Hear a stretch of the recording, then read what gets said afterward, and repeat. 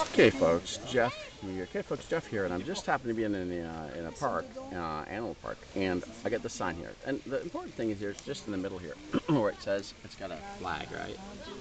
And it's the original language in French, and then they got a flag of the United Kingdom, and then and it says the Indian crested porcupine. I found one of the yellow deserted show. This is now so the important thing to say here, right, is this is the issue of localization, right? It's a total issue of localization.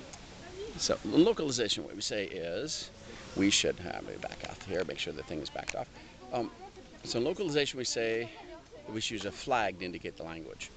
But in this case, it's really confusing because you could think that that porcupine is actually from England, which is not. Well, it might be by that one, but maybe not. I doubt it. But there was another one, some I can't remember the animals, and the gorilla, and it had an English thing, and it's like UK. And I thought, no way.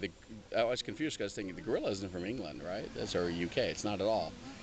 Unless it was like Tarzan's gorilla they brought to England, right? But this.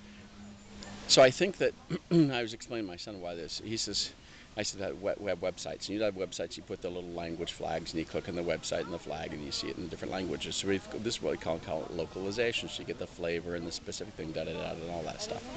But in this case, it's inappropriate to use a flag because the flag can indicate another semantic meaning, which is where the animal comes from, which is not where it comes from.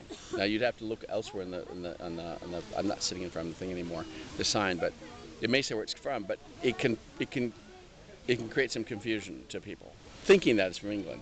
But they're going to see if they walk around and they find that there are a lot of animals from England, right, in this park, because all the translations in English, and the originals in French. So it's a really interesting thing. At what points the person someone didn't consult them and help them to say this would not be a good place to use. Someone said you should use the flag, right?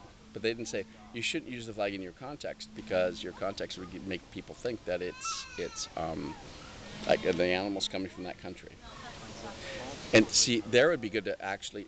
One thing is it's to use the written word, okay, the written, and it would be like English or French or anglais, français, okay, whatever, English, français, and whatever.